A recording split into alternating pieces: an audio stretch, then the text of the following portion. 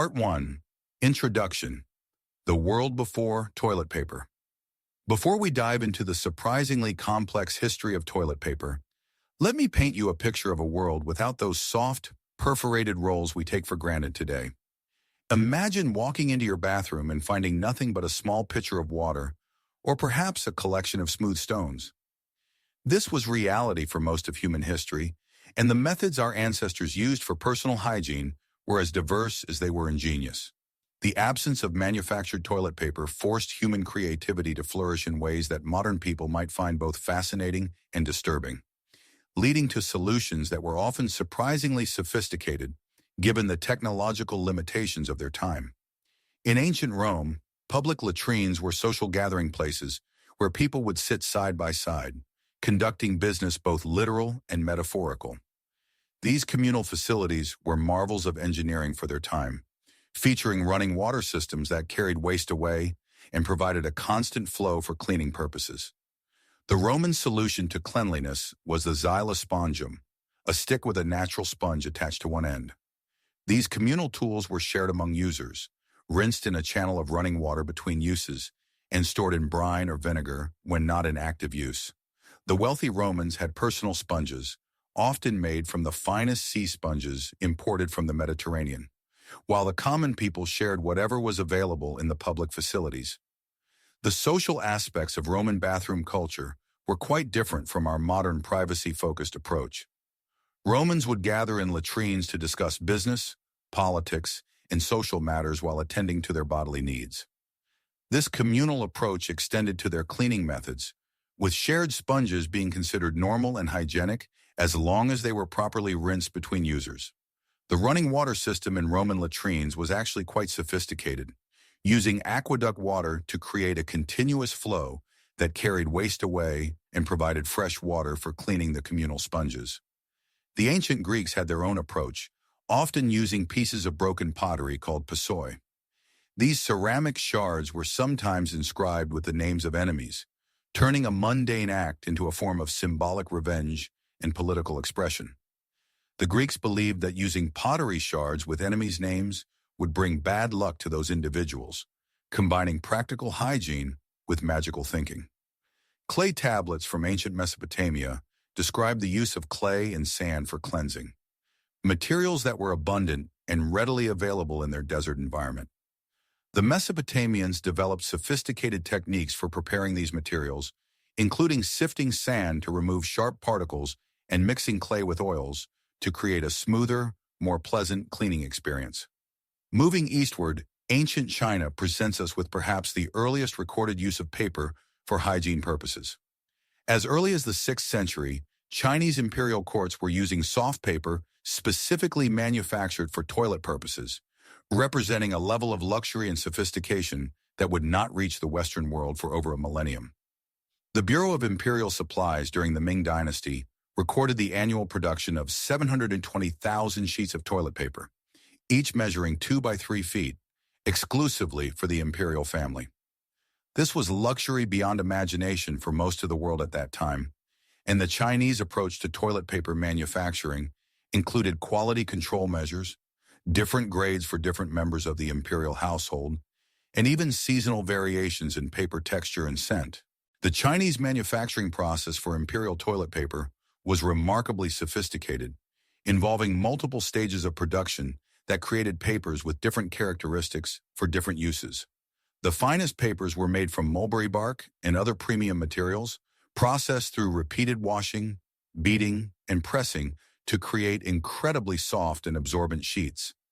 These papers were often perfumed with jasmine, rose, or other expensive fragrances, and some were even tinted with natural dyes to create pleasing colors. The imperial toilet paper was stored in specially designed containers that protected it from moisture and contamination, and servants were responsible for ensuring that fresh supplies were always available. In medieval Europe, the situation was quite different and often depended heavily on social class and geographic location. Wealthy nobles might use wool, lace, or hemp for cleansing, with some maintaining dedicated supplies of soft fabrics, specifically for hygiene purposes. These textiles were often treated with herbs and oils to make them more pleasant to use and to provide some antimicrobial benefits. The fabrics were typically washed and reused multiple times, with servants responsible for maintaining supplies of clean cloths for their master's use. Some wealthy households employed specialists whose primary responsibility was the maintenance and preparation of hygiene materials. Peasants and common people made do with whatever nature provided, leading to remarkable creativity and adaptation to local environments. Corn cobs were popular in rural areas where corn was grown, leading to the phrase, rough as a cob. These cobs were actually quite effective, being naturally curved and having a texture that worked well for cleaning, though they required careful preparation to remove kernels and smooth rough edges. Rural communities developed sophisticated knowledge about which varieties of corn produced the best cobs for hygiene purposes, and families would often save the finest cobs specifically for this use. The maritime communities developed their own solutions out of necessity, creating hygiene systems that could function effectively in the challenging environment of sailing ships. Sailors used frayed rope ends called tow, which gave rise to several nautical expressions still used today. The rope was hung over the side of the ship and dragged through the ocean to clean it between uses, making it a somewhat more hygienic option than many land-based alternatives. Naval vessels often maintained supplies of different types of rope, specifically for hygiene purposes, with officers having access to finer, softer rope materials, while common sailors used whatever was available. The rope preparation process on ships was quite elaborate, involving the unraveling of old rope to create soft, fibrous material suitable for cleaning. Experienced sailors became skilled at selecting the best rope materials and preparing them properly, and this knowledge was passed down through maritime communities as essential seamanship skills. Some ships also carried supplies of canvas and other cloth materials for hygiene purposes, particularly for officers and passengers who could afford such luxuries. In the Islamic world, water has always been the preferred method of cleansing, considered both more effective and more spiritually pure than dry materials. This practice, known as istinja, involves using the left hand and flowing water, which is why the left hand is traditionally considered unclean for eating or greeting others in many Middle Eastern cultures. The Islamic approach to hygiene was highly sophisticated, with detailed religious and practical guidelines for proper cleansing techniques, water usage, and hygiene maintenance. Islamic communities developed elaborate systems for providing clean water for hygiene purposes, including specialized vessels, fountains, and even architectural features designed to facilitate proper cleansing. The religious significance of cleanliness in Islam led to innovations in water management and hygiene technology that were often centuries ahead of practices in other cultures. Islamic scholars wrote extensively about proper hygiene techniques, creating detailed manuals that covered everything from water temperature to proper hand positioning during cleansing. Native American tribes across North America used a variety of natural materials depending on their environment, developing sophisticated knowledge about local plants and materials that were safe and effective for hygiene purposes. Coastal tribes used mussel shells and smooth stones, often prepared through careful selection and polishing to ensure they were comfortable and safe to use. These communities developed detailed knowledge about which types of shells and stones were most suitable, and the preparation of hygiene materials was often a specialized skill passed down through generations. Forest-dwelling tribes preferred soft mosses and leaves, developing extensive botanical knowledge about which plants were safe, comfortable, and effective for hygiene purposes. Different tribes had preferences for different plants based on local availability and cultural traditions, with some preferring broad, soft leaves, while others favored fibrous materials that provided better cleaning action. The selection and preparation of plant materials for hygiene was often integrated into broader botanical knowledge systems that encompassed medicine, nutrition, and other practical applications. Prairie tribes often used dried buffalo grass, which was not only soft but also naturally antimicrobial, providing additional health benefits beyond basic cleaning. The grass was carefully harvested at specific times of year when it had optimal texture and properties, then processed and stored for use throughout the year. Some tribes also used processed animal materials, including softened leather and fur, particularly during harsh weather when plant materials were not readily available. The Vikings, known for their seafaring and exploration, used wool and discarded sheep's wool that had been processed into a soft, absorbent material. Archaeological evidence from Viking settlements shows that they were surprisingly sophisticated in their hygiene practices. often incorporating herbs and oils into their cleaning materials to improve their effectiveness and pleasant qualities. Viking hygiene practices were influenced by their extensive travel and contact with other cultures, leading to the adoption and adaptation of techniques from across their trading networks. Viking communities developed specialized knowledge about wool processing for hygiene purposes, including techniques for cleaning, softening, and preparing wool to make it suitable for personal use. This knowledge was integrated into broader textile production skills, and the preparation of hygiene materials was often part of women's domestic responsibilities. Some Viking settlements show evidence of dedicated areas for preparing and storing hygiene materials, indicating the importance placed on maintaining adequate supplies. As we move through history, we see that the choice of cleaning material often reflected not just availability, but cultural values, religious beliefs, and social status.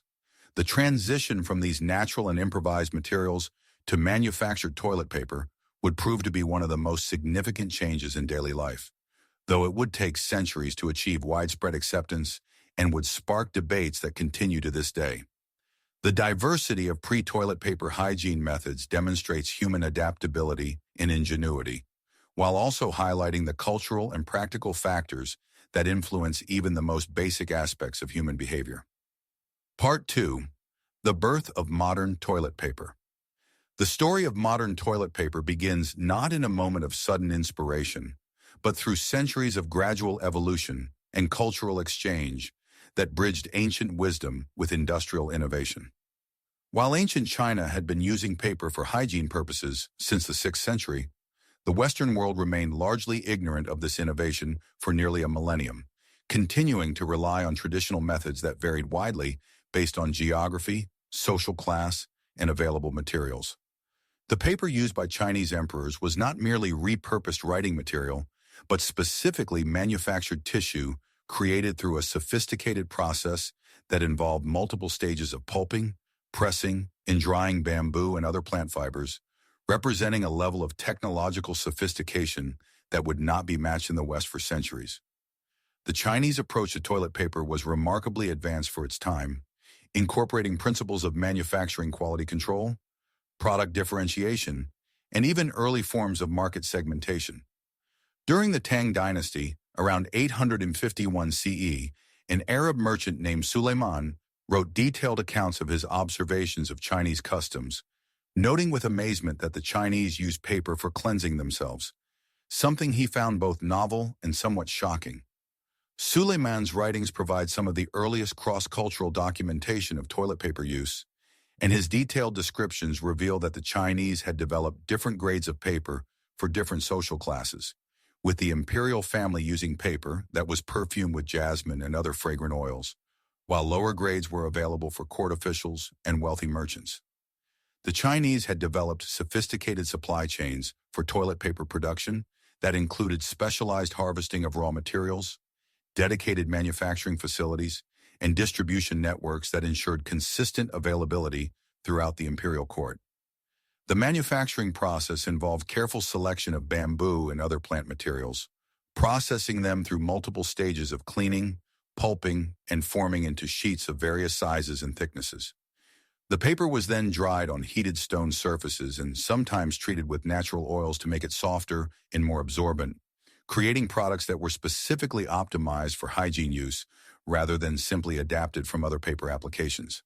The imperial toilet paper was often dyed in soft colors and bore the imperial seal, making it both functional and ceremonial, representing the emperor's power and wealth even in the most private moments. The production of imperial toilet paper was overseen by court officials who maintained strict quality standards and supervised the entire manufacturing process from raw material selection to final delivery. This level of attention to a seemingly mundane product demonstrates the Chinese understanding of the importance of personal hygiene and comfort, as well as their advanced manufacturing capabilities.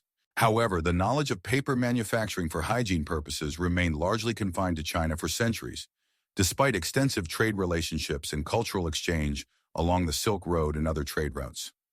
When European explorers like Marco Polo traveled to China, they were more interested in silk, spices, and precious metals than in toilet paper, considering the Chinese hygiene practices as curious customs rather than innovations worth adopting or documenting in detail. This cultural blind spot meant that valuable knowledge about hygiene and manufacturing remained isolated in China, while European populations continued to struggle with less effective and often unsanitary cleaning methods. The situation in Europe during the medieval period and early Renaissance was quite different and reflected the technological limitations and cultural attitudes of the time. The wealthy used various textiles, often wool or linen, which were washed and reused multiple times before being discarded or repurposed for other uses. These cloths were sometimes perfumed with lavender or other herbs to make them more pleasant to use and to provide some antimicrobial benefits, though the understanding of microbiology was still centuries away. The maintenance of these hygiene cloths was typically the responsibility of servants, who developed specialized knowledge about washing, treating, and storing textile materials for maximum effectiveness and longevity. The poor continued to rely on whatever natural materials were available, including leaves, grass, corn cobs, and in some cases, shared communal sponges similar to those used by the Romans centuries earlier. This created a stark divide between social classes that extended even to the most private aspects of daily life, with hygiene qualities serving as yet another marker of social status and economic inequality. The availability and quality of hygiene materials became yet another way that wealth translated into improved quality of life and health outcomes. The first significant step toward modern toilet paper in the Western world came with the general improvement in paper manufacturing techniques during the Industrial Revolution. The invention of wood pulp paper manufacturing in the 1840s made paper much cheaper and more widely available than ever before. Though the early papers were quite rough and often contained splinters and other debris from the manufacturing process. However, even with cheaper paper available, most people continued to use newspapers, catalogs, and other printed materials for toilet purposes rather than purchasing paper specifically manufactured for hygiene. Partly due to cost considerations, and partly due to cultural attitudes that viewed such purchases as unnecessary luxuries. The use of printed materials for hygiene purposes created its own set of problems and considerations. Newspaper ink could cause skin irritation, and the quality of paper varied widely depending on the publication and printing methods used. Some newspapers used better quality paper that was more suitable for hygiene purposes, while others used cheap paper that was rough and uncomfortable. Catalog pages, particularly those from mail-order companies like Sears Roebuck, became particularly popular because they used higher quality paper and were readily available in rural areas where other options were limited. The breakthrough moment came in 1857 when Joseph Gaiety, an American entrepreneur with a background in medicine and health products, introduced what he called Gaiety's medicated paper. This was the first commercially produced toilet paper in the United States, and Gaiety's approach to marketing it was revolutionary for its time. Rather than simply presenting his product as a convenience item, he marketed it as a medical product with specific health benefits, claiming that his medicated paper could prevent hemorrhoids and other health issues that he attributed to the rough materials people typically use for hygiene purposes. Each sheet of Gaiety's medicated paper was infused with aloe vera, a plant known for its soothing and healing properties, and was sold in packages of flat sheets rather than rolls. Gaiety was so proud of his invention and confident in its quality that he had his name printed on every sheet, making his toilet paper one of the few products of its time to feature such prominent branding. The individual sheets were packaged in attractive boxes with detailed instructions for use and explanations of the health benefits, representing a level of product marketing sophistication that was unusual for utilitarian products of that era. Gaiety's marketing approach was revolutionary for its time and established many principles that would become standard in toilet paper marketing for decades to come. Rather than focusing solely on cleanliness and convenience, he emphasized the health benefits of his product, positioning it as a preventive health measure rather than simply a luxury item. His advertisements warned against the dangers of using printed paper, claiming that the ink could cause irritation and health problems, while promoting the medicinal properties of aloe vera and the superior softness of his specially manufactured paper. The medical claims made by Gaiety were quite extensive and reflected the health concerns and medical understanding of his era. He claimed that his medicated paper could prevent piles, hemorrhoids, and various forms of irritation and infection that he attributed to the use of rough or contaminated materials.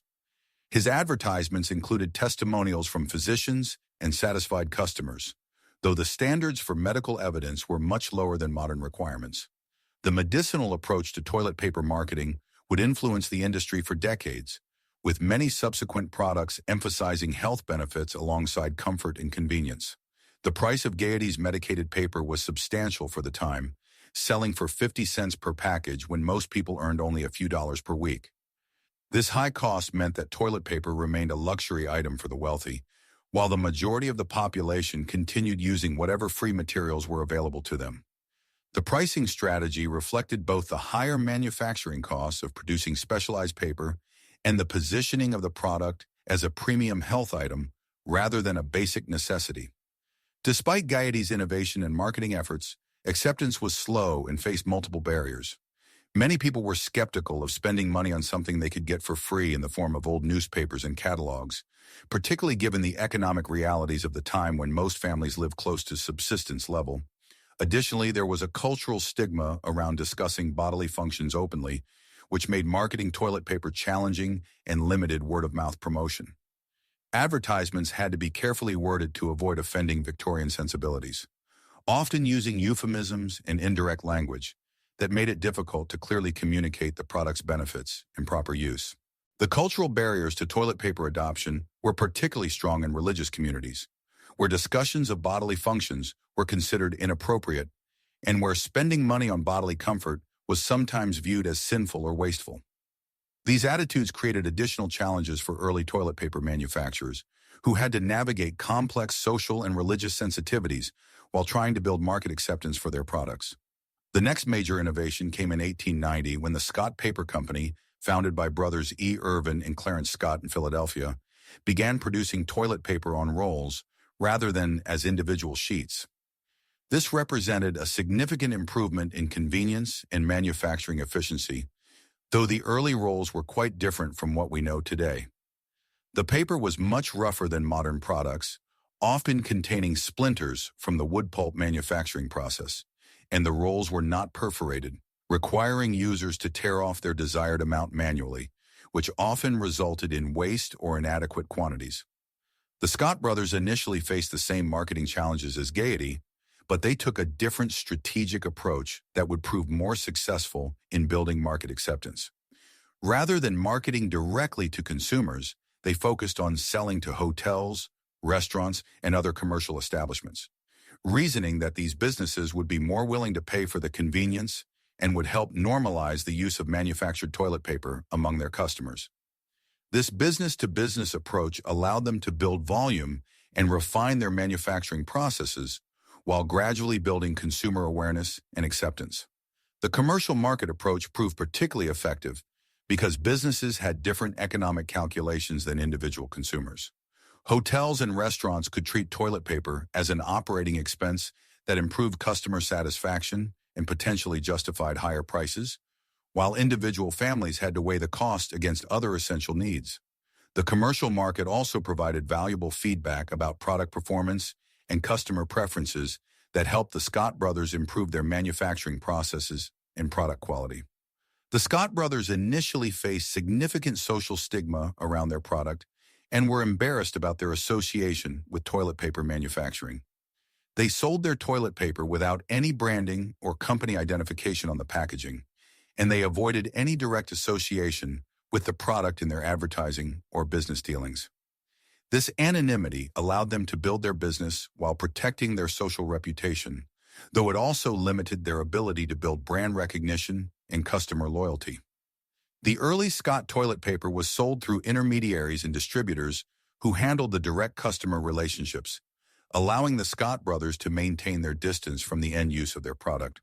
This distribution model created additional costs and complexity, but was necessary given the social attitudes of the time.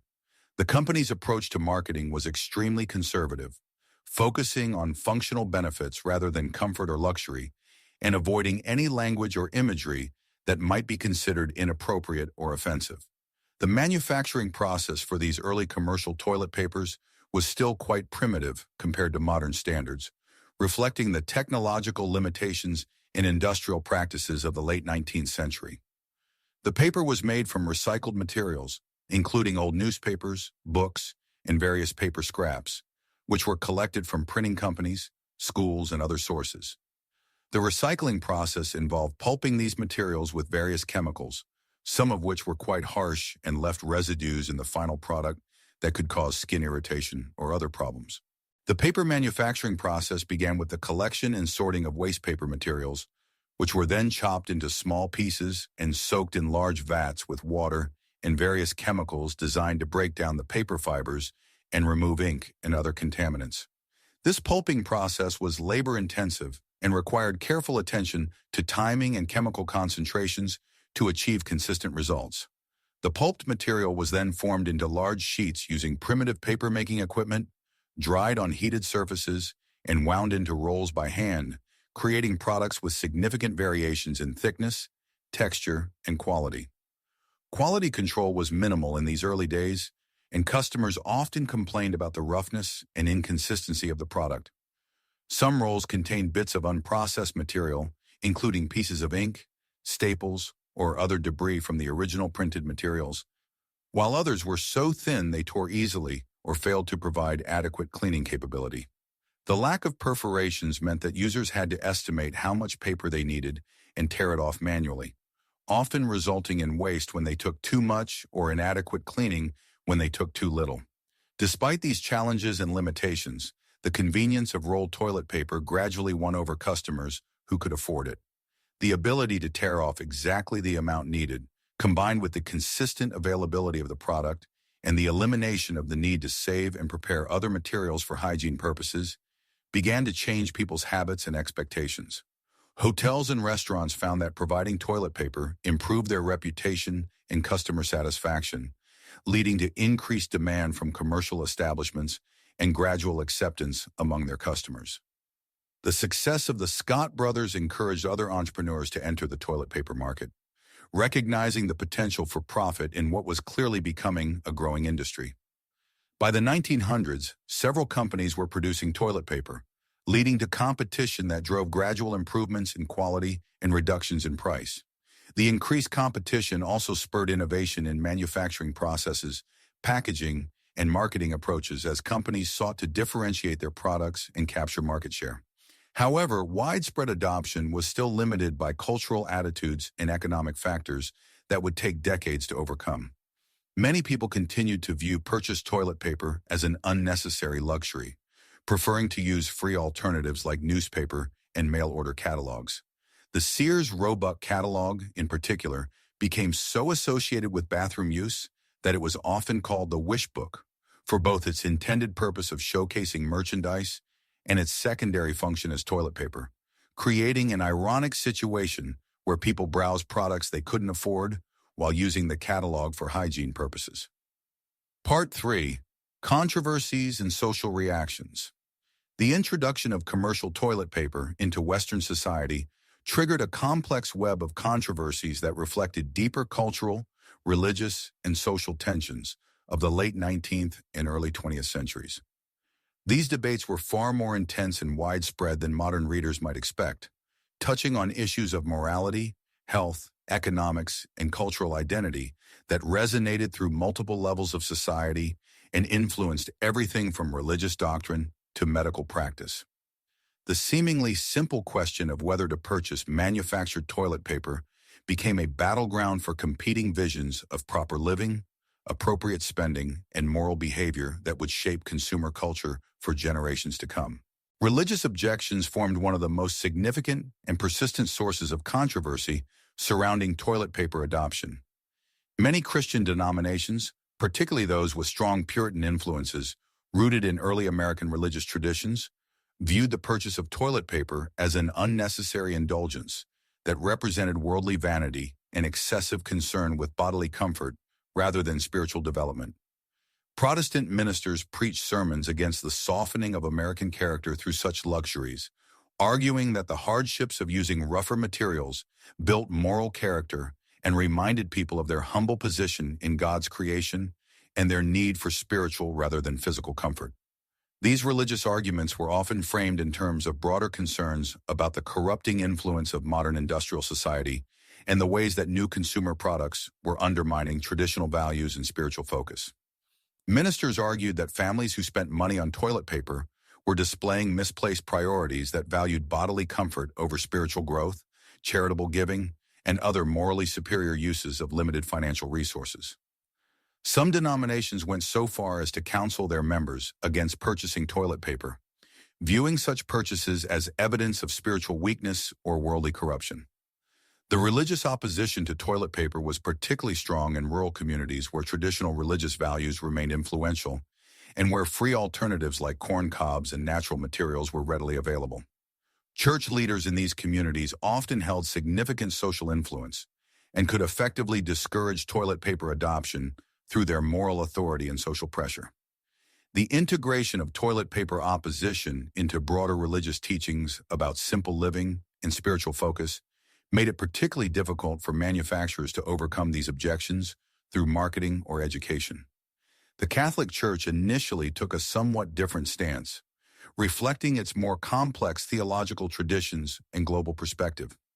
Some Catholic theologians argued that excessive attention to bodily functions, even for cleanliness purposes, could be spiritually dangerous by focusing attention on physical rather than spiritual concerns.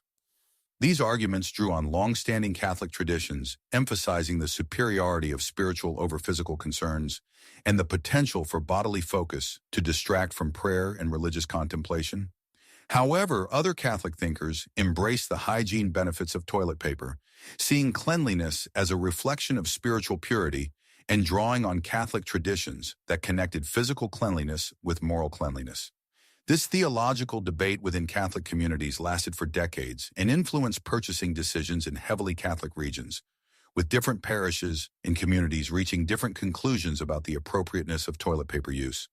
The lack of unified Catholic teaching on the subject created confusion and disagreement that manufacturers had to navigate carefully in their marketing efforts. Islamic scholars and communities faced their own complex theological questions about toilet paper that reflected both religious principles and practical considerations. The traditional Islamic emphasis on water for cleansing, known as istinja, had been practiced for centuries and was considered not just physically superior, but spiritually required for proper ritual purity. The introduction of dry paper cleaning methods was seen by many Islamic authorities as potentially compromising spiritual purity and failing to meet the cleanliness standards required by Islamic law. Debates raged in Islamic communities about whether paper could be considered an acceptable substitute for water or whether it could only be used as a supplement to water-based cleansing. These theological discussions involved complex interpretations of religious texts and precedents, with different scholars reaching different conclusions about the religious acceptability of toilet paper use. The debates were not merely academic. They had real impacts on the daily lives of observant Muslims and influenced business decisions about where and how to market toilet paper in communities with significant Muslim populations. Some Islamic authorities developed compromise positions that allowed toilet paper use as a preliminary cleaning step that must be followed by water-based cleansing, while others maintained that only water could provide the level of cleanliness required by Islamic law. These disagreements created challenges for Muslim families trying to navigate between religious requirements and practical considerations, particularly in situations where water was not readily available or where cultural pressure existed to adopt Western hygiene practices.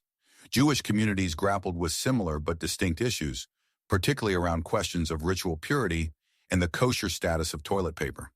Some rabbinical authorities questioned whether the chemicals used in paper manufacturing could make the product non-kosher, requiring investigation into manufacturing processes and ingredients that were often proprietary and difficult to verify.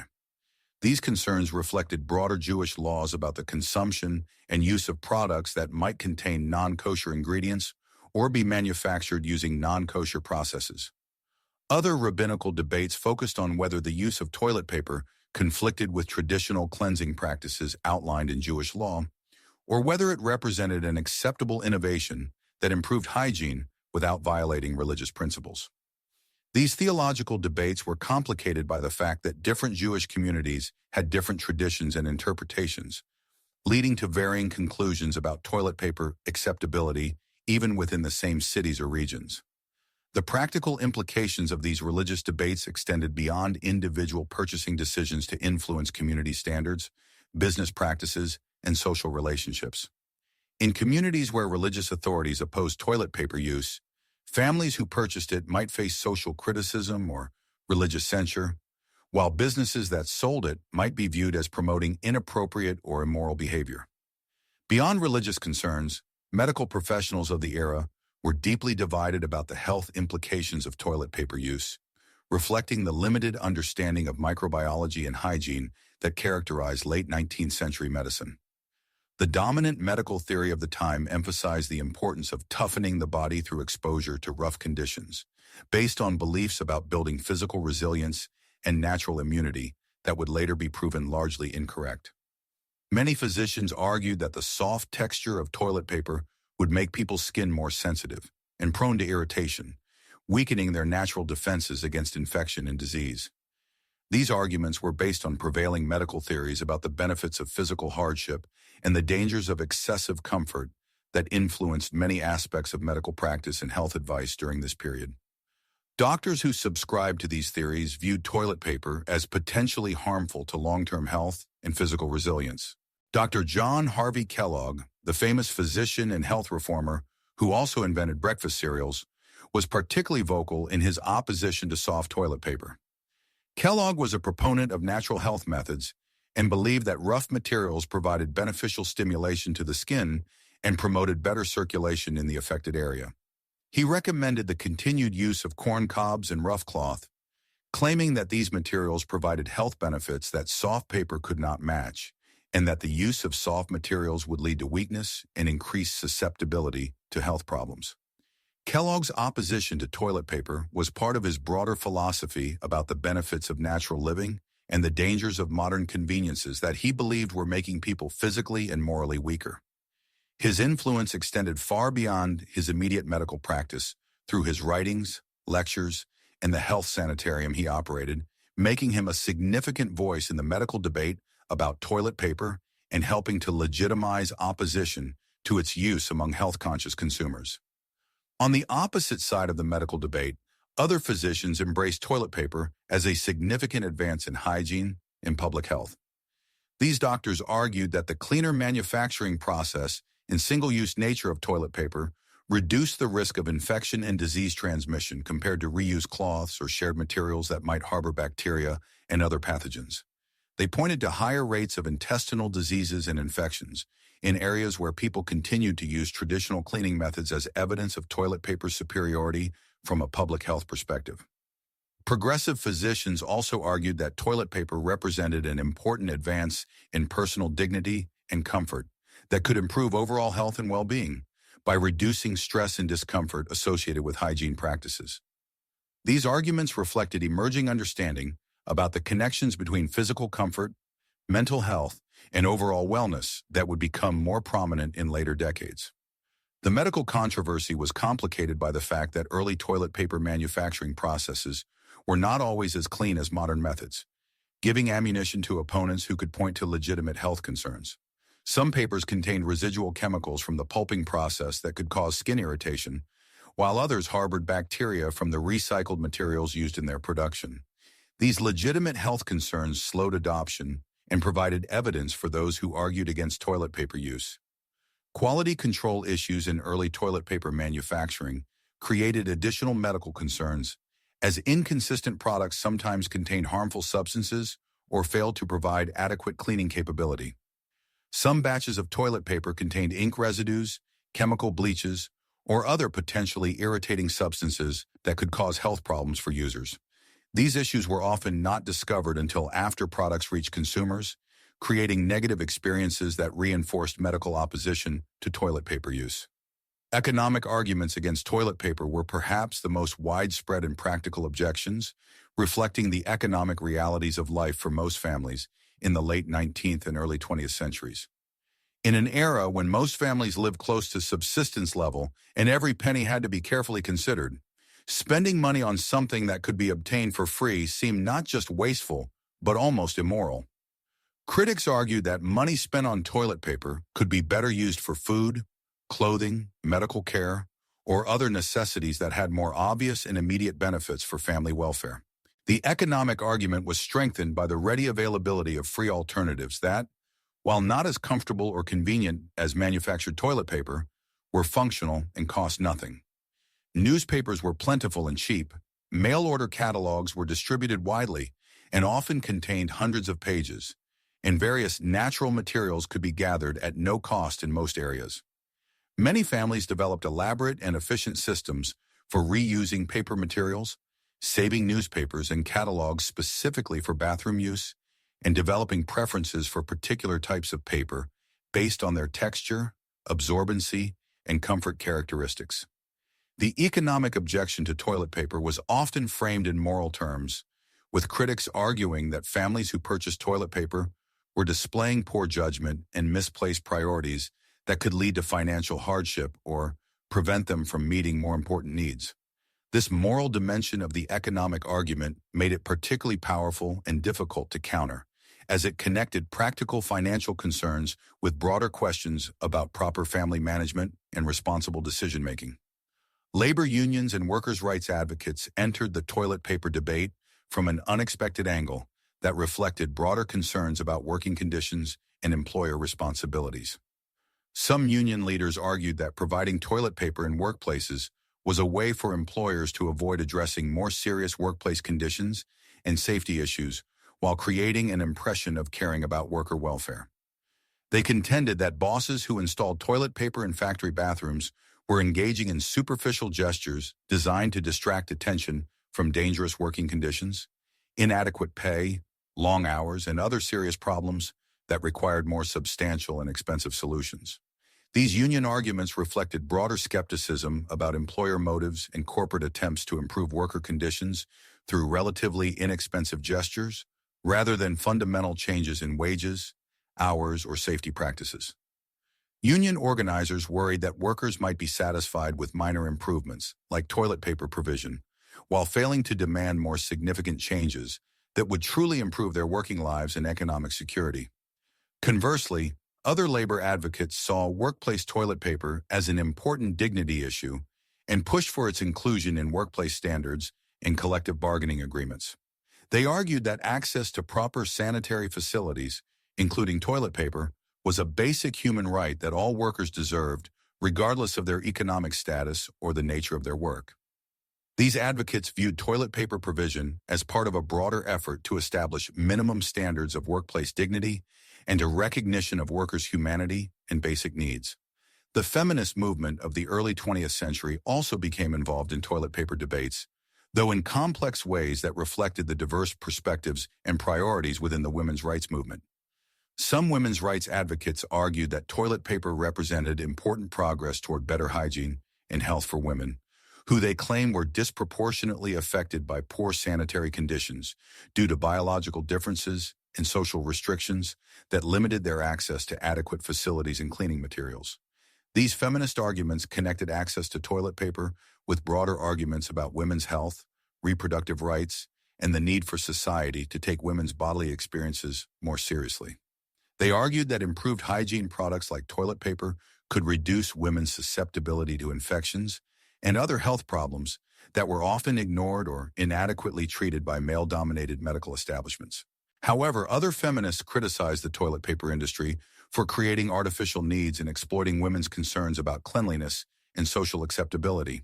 They argued that advertising for toilet paper played on women's fears and insecurities about bodily functions and social acceptance, creating pressure to purchase products that were not actually necessary and diverting money from more important family needs like education, healthcare, or women's economic independence.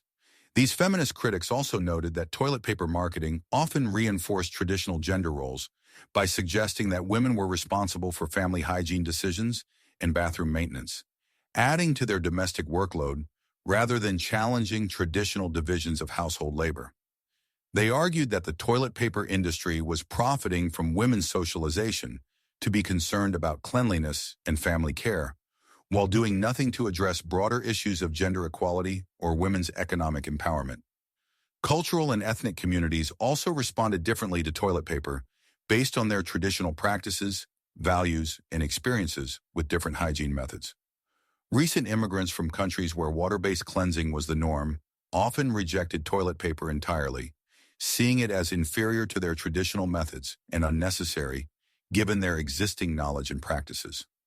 These cultural preferences sometimes led to discrimination and misunderstandings, with established American communities viewing rejection of toilet paper as evidence of immigrants' failure to assimilate or their supposedly primitive cultural practices.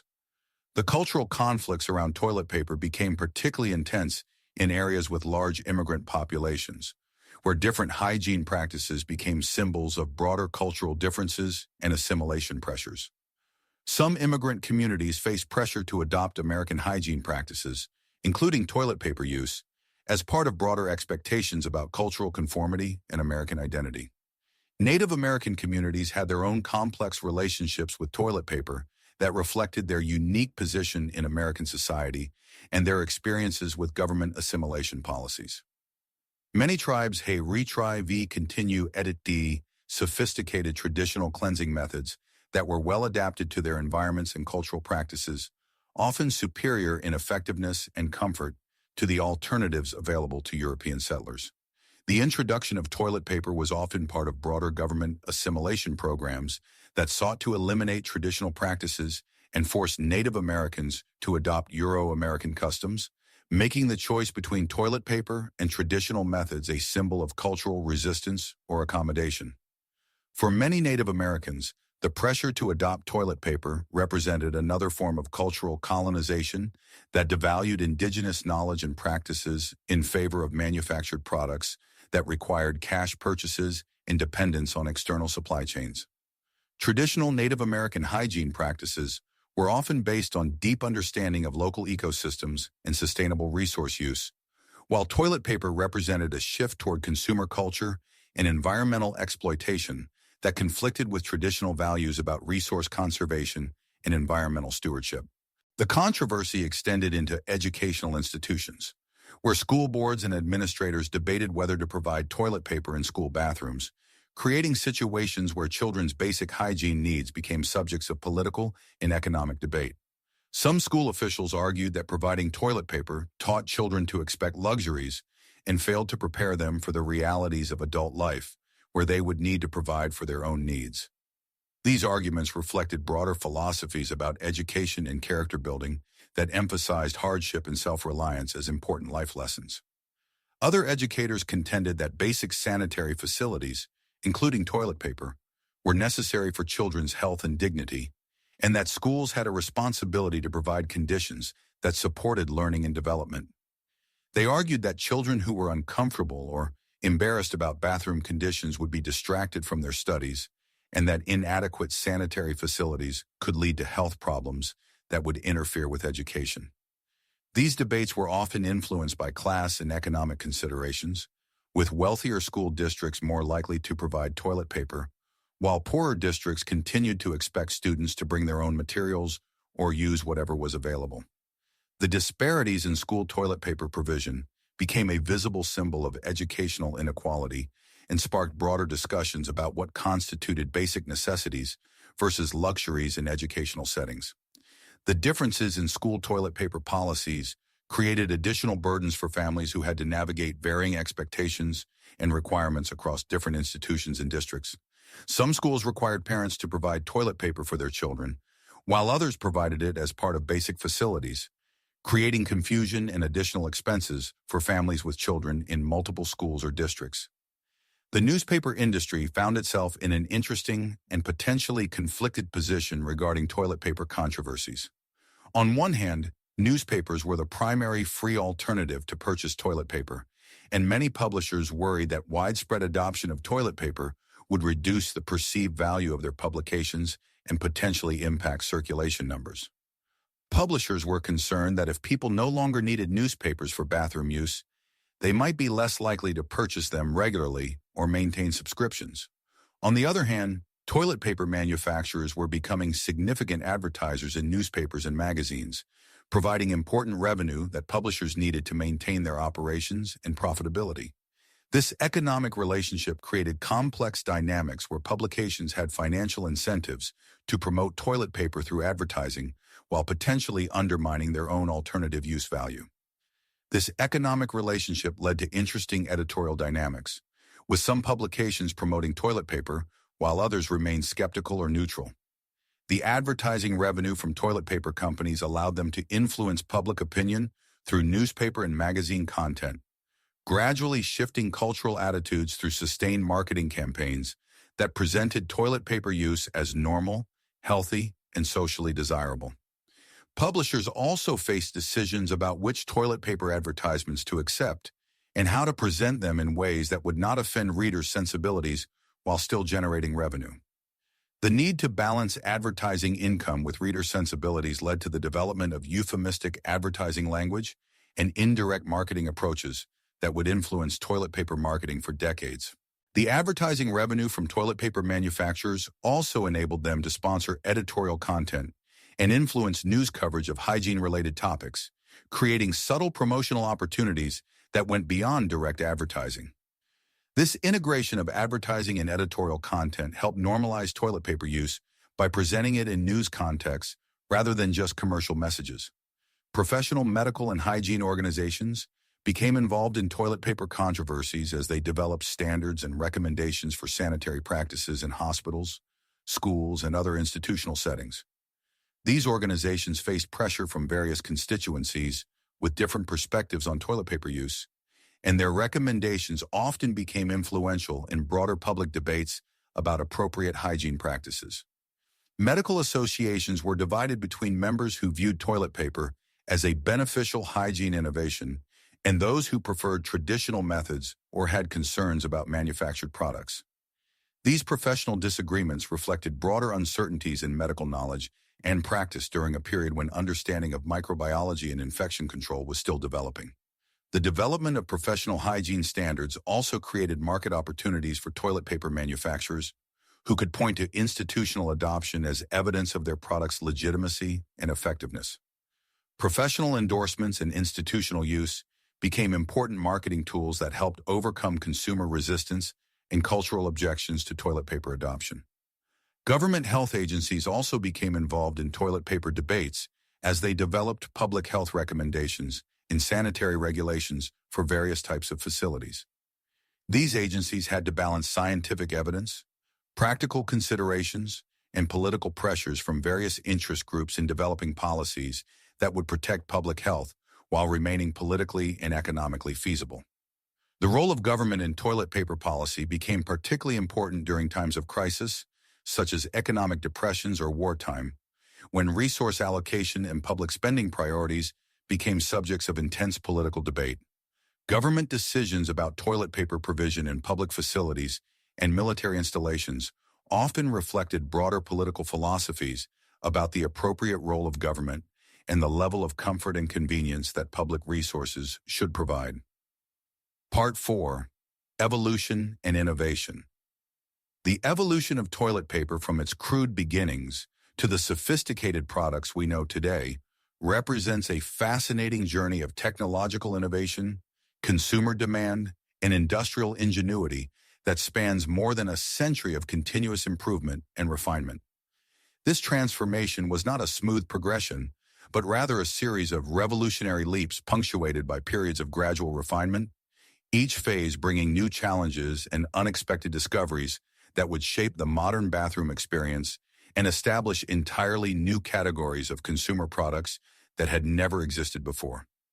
The early 1900s marked the beginning of serious technological advancement in toilet paper manufacturing, driven by increasing consumer demand, growing competition among manufacturers, and the development of new industrial technologies that made more sophisticated production methods possible. The Scott Paper Company, having established themselves as leaders in the field through their innovative roll format and business-to-business marketing approach, invested heavily in research and development to improve their product quality and manufacturing efficiency while reducing costs and expanding their market reach.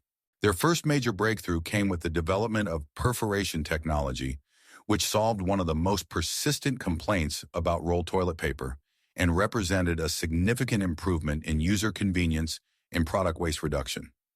Early perforating machines were crude affairs that often tore the paper unevenly or created weak spots that caused premature tearing during use. But gradual improvements led to the consistent, reliable perforations we take for granted today. The development of effective perforation technology required solving complex engineering challenges related to blade design, cutting pressure, and paper feeding mechanisms. The perforation process required precise engineering to create cuts that were deep enough to allow easy separation, but not so deep that the paper would tear during handling or unrolling, a balance that proved more difficult to achieve than initially anticipated. Engineers experimented with different blade patterns, spacing configurations, and cutting depths to achieve the optimal balance between easy separation and structural integrity. The standard spacing between perforations was established through extensive consumer testing and market research, with manufacturers discovering that perforations placed too close together created waste and user frustration, while those spaced too far apart were inconvenient for users and led to complaints about the product's practicality. The perforation technology also had to be integrated with the paper manufacturing and rolling processes, requiring coordination between different stages of production and quality control measures to ensure that perforations were properly aligned and consistently applied. This integration challenge led to the development of more sophisticated manufacturing equipment and quality control systems that would become standard throughout the industry. Color became another significant area of innovation during this period, reflecting both technological capabilities and changing consumer preferences about product appearance and bathroom aesthetics. While early toilet paper was typically brown or gray due to the recycled materials used in its production and the limitations of manufacturing processes, manufacturers began experimenting with bleaching processes to create white paper that appeared cleaner and more sanitary to consumers. The transition to white toilet paper was driven partly by consumer preferences for products that appeared cleaner and more hygienic, but it also presented significant technical challenges that required new manufacturing processes and quality control measures. The bleaching chemicals used in early processes were often harsh and could cause skin irritation or environmental problems, requiring manufacturers to develop gentler bleaching methods that would achieve the desired appearance without creating health or safety issues. The development of effective bleaching processes required extensive research into chemistry and paper manufacturing, as well as significant capital investment in new equipment and facilities. Manufacturers had to balance the costs of bleaching against consumer demand for white paper and the competitive advantages that white paper provided in the marketplace. The transition to white toilet paper also required changes in packaging and marketing to emphasize the cleanliness and purity associated with white products. The introduction of colored toilet paper in the 1950s represented a major marketing breakthrough that reflected changing consumer attitudes about bathroom aesthetics and home decoration, though it ultimately proved to be a temporary phenomenon that would decline due to health and environmental concerns. Companies like Scott and Charmin introduced toilet paper in various colors, including pink, blue, green, and yellow, marketing them as ways to coordinate bathroom decor and express personal style in ways that had never been possible before. The colored paper required new dyeing processes and quality control measures to ensure color consistency and safety, as well as market research to determine which colors would be most appealing to consumers and how to price colored products relative to standard white paper. The development of colored toilet paper involves significant technical challenges related to dye selection, application methods, and color fastness, as well as safety testing to ensure that the dyes would not cause skin irritation or other health problems. However, concerns about the health effects of dyes eventually led to the decline of colored toilet paper, with most manufacturers returning to white or natural colors by the 1980s. Medical research suggesting that some dyes might cause allergic reactions or other health problems, combined with environmental concerns about dye manufacturing and disposal, created market pressures that made colored toilet paper less attractive to both manufacturers and consumers. Texture innovation became a major focus as manufacturers sought to differentiate their products in an increasingly competitive market and respond to consumer demands for improved comfort and effectiveness.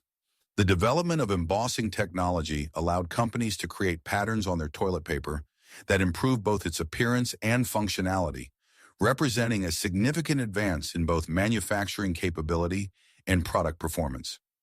Embossed patterns increased the paper's surface area, improving absorbency while creating a softer feel against the skin, and also provided visual appeal that could differentiate products on store shelves.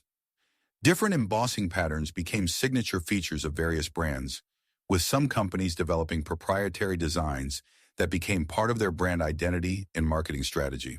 The development of embossing technology required new manufacturing equipment and processes, as well as research into pattern design and consumer preferences. The embossing process involved pressing patterns into the paper using engraved rollers or plates, requiring precise control of pressure, temperature, and timing to achieve consistent results without damaging the paper or reducing its strength.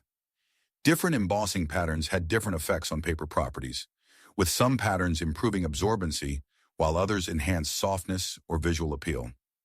The 1940s brought perhaps the most significant innovation in toilet paper history with the introduction of multiply construction, a development that would revolutionize consumer expectations about toilet paper quality and establish new standards for comfort and performance. Northern Tissue, later acquired by Georgia-Pacific, introduced the first two-ply toilet paper in 1942, revolutionizing the industry and setting a new standard for quality and comfort that would influence product development for decades to come. The multiply construction process required sophisticated machinery that could bond multiple layers of paper together while maintaining softness and absorbency, representing a significant advance in manufacturing technology and engineering capability. The development of multiply toilet paper involves solving complex technical challenges related to adhesive formulation, bonding processes, and quality control that had never been addressed before in the paper industry. The engineering challenges of multiply production were substantial and required innovative solutions to problems that had no precedent in existing manufacturing processes. Manufacturers had to develop adhesives that would hold the layers together without creating stiffness or reducing absorbency, while ensuring that the layers would remain bonded during use but separate appropriately when needed. The bonding process also had to be precise enough to prevent delamination while ensuring that the layers would function effectively together. Early two-ply papers sometimes suffered from uneven bonding, creating products that were thick in some areas and thin in others, or that had bonding agents that created uncomfortable textures or reduced absorbency. Overcoming these problems required extensive research and development, as well as significant investment in new manufacturing equipment and quality control systems. The success of two-ply toilet paper led to further experimentation with three-ply and even four-ply products, though these ultra-thick papers presented their own unique challenges and limitations. Thicker papers required larger roll cores and different dispenser designs to accommodate their increased bulk, and their increased weight and size made them more expensive to transport and store. Despite these challenges, premium multiply products found a market among consumers willing to pay more for increased comfort and perceived quality. The development of three-ply and four-ply products required further advances in bonding technology and manufacturing processes, as well as market research to determine consumer preferences and willingness to pay premium prices for enhanced products. These ultra-premium products also required different packaging and marketing approaches to justify their higher costs and communicate their benefits to consumers. Absorbency became a key area of research and development as manufacturers sought to improve their products' functional performance and respond to consumer demands for more effective cleaning capability. Scientists and engineers studied the microscopic structure of paper fibers and experimented with different pulping processes to create papers with optimal absorption characteristics that would provide superior performance while maintaining comfort and durability. The development of through air drying, or TAD, technology in the 1970s represented a major breakthrough in absorbency improvement that would influence toilet paper manufacturing for decades to come. TAD processes used heated airflow to dry the paper, creating a more open fiber structure that could absorb more liquid while maintaining strength and providing a softer, more comfortable texture that consumers preferred. The TAD process required significant capital investment in new machinery and posed engineering challenges related to energy efficiency and environmental impact that manufacturers had to address while maintaining cost competitiveness. However, the improved absorbency and bulk of TAD papers made them highly popular with consumers, leading to widespread adoption of the technology throughout the industry and establishing new performance standards that all manufacturers had to meet. TAD papers also had improved wet strength, reducing the likelihood of tearing when wet, which had been a persistent problem with earlier products that often failed when exposed to moisture. This improved wet strength made TAD papers more reliable and user-friendly, contributing to their market success and consumer acceptance. The development of TAD technology also led to improvements in other aspects of toilet paper manufacturing, as the need to optimize TAD processes drove innovations in fiber selection, chemical treatments, and quality control that benefited the entire industry.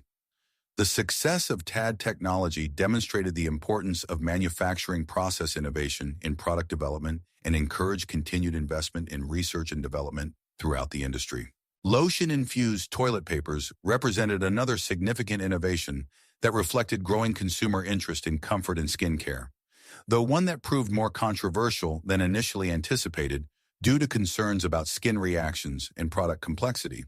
Companies like Charmin and Cottonelle introduced papers with added moisturizers and skin conditioners in the 1990s, targeting consumers concerned about skin irritation and dryness while attempting to differentiate their products in an increasingly competitive market. The development of lotion-infused products required extensive research into compatible lotions that would not compromise the paper's structure or create hygiene concerns, as well as manufacturing processes that could apply lotions consistently without creating quality problems. The lotion infusion process presented unique manufacturing challenges, requiring precise application systems that could distribute the lotion evenly without oversaturating the paper or creating messy residues that would interfere with product performance or user experience. Quality control for lotion-infused papers was more complex than for standard products, requiring testing for both paper properties and lotion consistency, as well as stability testing to ensure that the products would maintain their properties during storage and use. Manufacturers also had to address concerns about potential allergic reactions and skin sensitivities, requiring extensive safety testing and clear labeling to inform consumers about product ingredients and potential risks. Consumer response to lotion-infused toilet papers was mixed, with some users appreciating the added comfort and skin conditioning benefits, while others found the lotion sensation unpleasant or worried about potential allergic reactions or hygiene implications.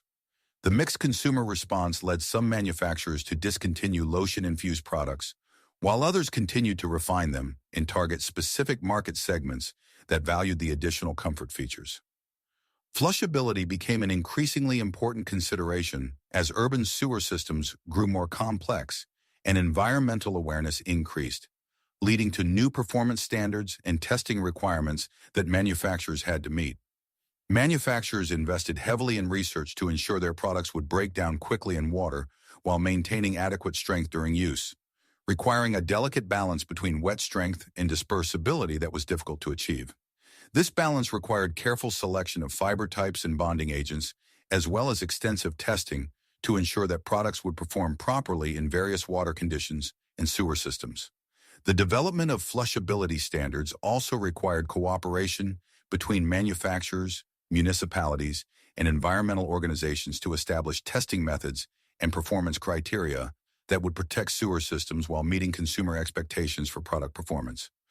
The development of rapid dissolve toilet papers for use in RVs, boats, and septic systems created a specialized market segment that required unique manufacturing approaches and performance characteristics.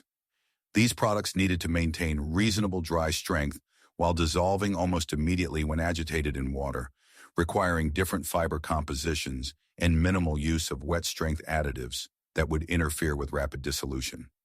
Rapid dissolve products also required different packaging and marketing approaches to communicate their specialized benefits and appropriate applications to consumers who might not be familiar with the unique requirements of RV and marine sanitation systems.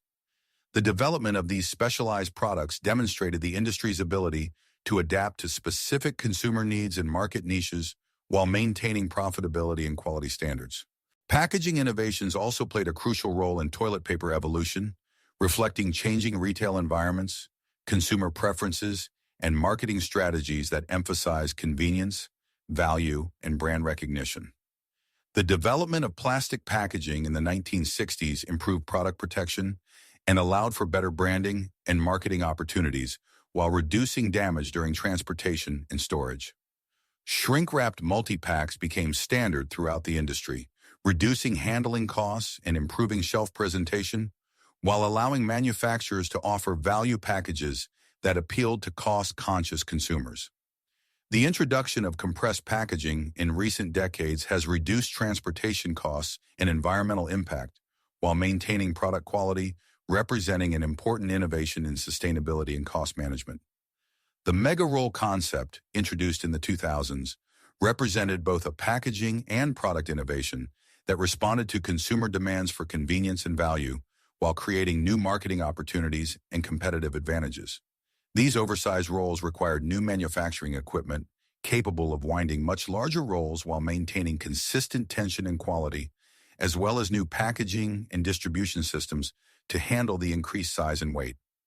Mega rolls also necessitated new dispenser designs and consumer education about their benefits and proper use, as existing bathroom fixtures were often not designed to accommodate the larger roll sizes. The success of mega rolls demonstrated consumer willingness to adapt their bathroom setups in exchange for convenience and value, while also creating opportunities for manufacturers to differentiate their products and justify premium pricing. Sustainability became a major driver of innovation beginning in the 1990s, as environmental concerns influenced both manufacturing processes and consumer preferences in ways that would reshape the entire industry. The development of recycled content toilet papers required new de-inking processes and quality control measures to ensure the recycled products met consumer expectations for cleanliness and performance while reducing environmental impact. Manufacturers also invested in more efficient manufacturing processes to reduce water and energy consumption, as well as waste reduction initiatives that minimized environmental impact while maintaining profitability. These sustainability initiatives required significant capital investment and ongoing operational changes that affected every aspect of toilet paper manufacturing, from raw material sourcing to final packaging. The introduction of bamboo and other alternative fiber toilet papers represented a significant departure from traditional wood pulp manufacturing that required new supply chains, processing techniques, and quality control measures. Bamboo papers required different processing techniques due to the unique characteristics of bamboo fibers, including their length and strength properties, as well as different chemical treatments to achieve acceptable softness and absorbency. While bamboo papers initially struggled with consumer acceptance due to differences in texture and performance, compared to traditional wood pulp products, continued innovation has improved their quality and market acceptance. The development of bamboo toilet papers also required new marketing approaches to educate consumers about environmental benefits while addressing concerns about performance and comfort. Tree-free toilet papers made from wheat straw, sugarcane bagasse, and other agricultural residues presented even greater manufacturing challenges that required innovative solutions and significant investment in research and development. These materials required specialized processing equipment and techniques to achieve acceptable paper quality, and manufacturers had to develop new supply chains to obtain consistent quantities of suitable raw materials. The development of alternative fiber products also required extensive consumer education and marketing to overcome resistance to unfamiliar products and communicate environmental benefits in ways that would motivate purchasing decisions. Success in alternative fiber markets required balancing environmental benefits with performance and comfort expectations that consumers had developed based on traditional wood pulp products. Part 5. Modern controversies. The seemingly simple act of hanging toilet paper in a bathroom has generated one of the most enduring and passionate debates in modern domestic life, transcending cultural boundaries and inspiring everything from scientific studies to heated family arguments that have been passed down through generations. The great over versus under controversy represents far more than a mere preference. It reveals deep-seated psychological traits, cultural values, and even personality characteristics that researchers have spent decades attempting to understand and categorize, creating a body of academic research that rivals studies of more traditionally serious subjects. The origins of this debate can be traced back to the original patent for perforated toilet paper rolls, filed by Seth Wheeler on December 22, 1891, a document that has become one of the most referenced patents in popular culture despite its mundane subject matter. Wheeler's patent drawings clearly show the toilet paper hanging over the roll, with the loose end falling away from the wall in what would become known as the over position. This historical evidence would seem to settle the debate definitively in favor of the over position, yet it has done nothing to quell the passionate arguments that continue to rage more than a century later. The patent drawings have become a rallying point for over advocates, who argue that the inventor's original intent should be respected and followed as the definitive standard for proper toilet paper hanging. These advocates point out that Wheeler, as the inventor of the modern toilet paper roll system, would have understood the optimal hanging position better than anyone else, and that his patent drawings represent the authoritative statement on proper toilet paper orientation. However, under advocates are not swayed by this historical evidence, arguing that practical considerations and personal preference should override the designer's original specifications, and that the patent drawings may have been influenced by factors other than optimal functionality. They contend that hanging toilet paper under the roll provides several practical advantages, including better control over the amount of paper dispensed, reduced likelihood of the paper unrolling accidentally due to air currents or vibrations, and a neater appearance when the paper end hangs close to the wall rather than extending into the room. The practical arguments for the under position extend beyond mere aesthetics to include functional considerations that over advocates often dismiss or minimize. Underhangers argue that their preferred position makes it easier to control the amount of paper dispensed, particularly when using single-ply papers that require careful handling to avoid tearing. They also contend that the under position provides better protection for the paper end, keeping it cleaner and less likely to be contaminated by bathroom humidity or contact with other surfaces. Psychological research into toilet paper hanging preferences has revealed fascinating correlations with personality traits and behavioral patterns that extend far beyond bathroom habits to encompass broader aspects of human psychology and social behavior. Dr. Gilda Carl, a relationship therapist and personality expert, conducted extensive surveys involving thousands of participants and found strong correlations between toilet paper, hanging preferences, and various personality characteristics that remain consistent across different demographic groups and cultural backgrounds. According to Dr. Carl's research, people who prefer the over method tend to be more assertive, dominant, and leadership-oriented in their personal and professional relationships. They are more likely to take charge in social situations, express their opinions forcefully, and prefer to have things done their way rather than compromising with others. Overhangers also showed tendencies toward being more organized, detail-oriented, and concerned with efficiency and optimal performance in various aspects of their lives. Conversely, underhangers in Dr. Carl's study showed tendencies toward being more submissive, flexible, and accommodating in their relationships with others. They were more likely to go along with group decisions rather than insisting on their own preferences, showed greater willingness to compromise in conflicts, and were less insistent on having things arranged according to their specific preferences. Underhangers also demonstrated greater concern with appearances and social harmony, preferring solutions that minimize visual disruption and maintained orderly environments. These personality correlations have been replicated in several subsequent studies conducted by other researchers, though scientists caution against drawing too many conclusions from toilet paper preferences alone or using them as definitive personality assessments. The correlations appear to be real and statistically significant across large populations, but individual variations are substantial, and other factors clearly influence both personality traits and toilet paper preferences. The generational divide in toilet paper hanging preferences has also been documented by researchers and reflects broader cultural changes and value systems that have evolved over decades. Older generations show a stronger preference for the under method, possibly influenced by Depression-era values of conservation and frugality that emphasize controlling waste and making resources last as long as possible. The under position provides better control over paper dispensing, which appealed to people who had experienced scarcity and learned to value resource conservation. Younger generations tend heavily toward the over method, valuing convenience and aesthetic appeal over resource conservation, and reflecting cultural values that prioritize efficiency and ease of use.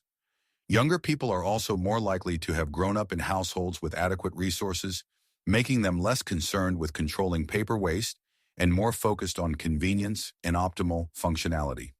Pet ownership has introduced another practical dimension to the toilet paper hanging debate that often overrides personal preferences and personality traits.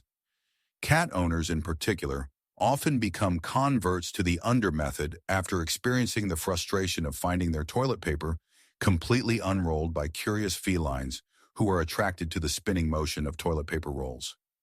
The under position makes it much more difficult for cats to create toilet paper chaos, leading many pet owners to abandon their natural preferences in favor of practical considerations that prevent waste and mess. Cat behavior with toilet paper appears to be almost universal, with most cats showing strong interest in spinning toilet paper rolls and creating impressive piles of paper throughout bathrooms and adjacent areas. The over position facilitates this behavior by allowing cats to easily grab the paper end and pull it while the roll spins freely, while the under position provides less leverage and makes it more difficult for cats to generate the spinning motion that seems to fascinate them. Parents of small children face similar considerations, as toddlers seem naturally drawn to spinning toilet paper rolls and creating impressive displays of unrolled paper that can consume entire rolls in minutes. The developmental stage that includes exploration of mechanical objects and cause and effect relationships makes toilet paper rolls particularly attractive to young children, who delight in the spinning motion and the visual spectacle of paper unrolling across bathroom floors. The under position provides some deterrent to this behavior by making it more difficult for small children to grab the paper end and generate the spinning motion, though determined children can usually overcome this obstacle with sufficient persistence and creativity.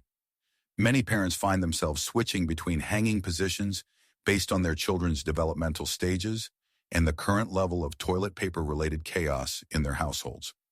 The hospitality industry has developed its own standards and practices around toilet paper presentation that reflect both practical considerations and aesthetic preferences designed to create positive guest experiences. Most major hotel chains train their housekeeping staff to hang toilet paper in the over position, viewing this as part of creating a polished, professional appearance that communicates attention to detail and quality service. The over position also allows for decorative folding of the paper end into points, triangles, or other shapes that signal to guests that their room has been properly cleaned and prepared for their arrival. These decorative touches have become standard practice in higher-end hotels and are often specified in housekeeping manuals and training programs as important elements of guest service and satisfaction. Interior designers and bathroom decor specialists generally favor the over position for visual reasons, arguing that it creates cleaner lines and a more polished appearance that enhances overall bathroom aesthetics. The over position allows the decorative patterns or embossing on premium toilet papers to be more visible and attractive to users, while also creating visual flow that complements other design elements in well-designed bathrooms. Professional designers also note that the over position works better with most toilet paper holder designs and bathroom layouts, creating fewer visual conflicts and awkward angles that can detract from overall design harmony. The ability to see and access the paper end easily is also considered important for functionality and user experience in both residential and commercial bathroom design. Manufacturing companies have generally remained neutral in the hanging debate, though some have attempted to capitalize on the controversy through marketing campaigns and consumer engagement initiatives that generate publicity and brand awareness. Quilted Northern and other brands have conducted surveys and studies about hanging preferences, using the results to generate media coverage and social media engagement that promotes their products while remaining officially neutral on the hanging question. Cottonelle conducted a highly publicized survey in 2010 that found 72% of respondents preferred the over method, while only 28% favored underhanging. The survey results were widely reported in media outlets and generated significant discussion on social media platforms, demonstrating the marketing value of engaging with popular controversies even when they are not directly related to product quality or performance.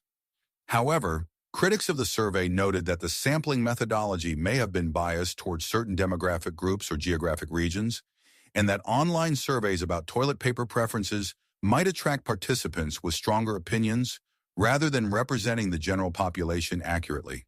The survey results, while interesting, may not reflect true population-wide preferences or provide reliable guidance for resolving the hanging debate. The rise of social media has amplified the toilet paper hanging debate to unprecedented levels, with viral posts, memes, and videos dedicated to arguing the merits of each position, reaching millions of viewers and generating passionate responses from people who might never have considered the issue important before exposure to online debates. Facebook groups dedicated to toilet paper hanging preferences have attracted hundreds of thousands of members, engaging in surprisingly passionate discussions about what might seem like a trivial household detail. Twitter threads about toilet paper hanging regularly generate thousands of responses and retweets, with participants sharing personal experiences, family histories, and elaborate arguments for their preferred positions. The hashtags watcher over or under and the toilet paper debate have become popular ways to engage with the controversy, and many social media users include their toilet paper preferences in their profile descriptions as a form of personal identification and social signaling. Online forums have developed elaborate arguments supporting each position, with advocates citing everything from feng shui principles to ergonomic studies in support of their preferred hanging method. Some over-supporters argue that their method provides better airflow around the paper, reducing moisture and bacteria buildup, while under-advocates counter that their method provides better protection from bathroom humidity and dust accumulation. The scientific rigor of these online arguments varies widely, with some participants conducting informal experiments and others relying on personal experience or theoretical reasoning. The passion and creativity displayed in online toilet paper debates has surprised many observers and demonstrated the human capacity for finding significance and meaning in even the most mundane aspects of daily life. The environmental movement has introduced new considerations to the toilet paper hanging debate, with some advocates arguing that the under position encourages more conservative use of paper by making it slightly more difficult to grab large quantities quickly. These arguments suggest that the under position creates a small amount of friction that makes users more conscious of their paper consumption and less likely to waste excessive amounts. However, environmental scientists generally agree that the hanging position has minimal impact on overall consumption compared to other factors like paper quality, user habits, and awareness of environmental impacts. The difference in consumption between hanging positions, if it exists at all, is likely to be much smaller than variations caused by individual usage patterns, paper quality, or conscious conservation efforts. International cultural differences in toilet paper hanging preferences have been documented by anthropologists and cultural researchers, revealing interesting patterns that reflect broader cultural values and social norms. Scandinavian countries show a strong preference for the over method, possibly related to cultural values emphasizing openness, efficiency, and direct communication that extend to preferences for straightforward, functional approaches to everyday tasks. Mediterranean countries tend to favor the under position, which may reflect cultural tendencies toward conservation, traditional approaches to household management, and aesthetic preferences that value orderly, controlled appearances over maximum functionality. These cultural patterns are not absolute and show significant individual variation, but they suggest that toilet paper hanging preferences may reflect deeper cultural values and socialization patterns.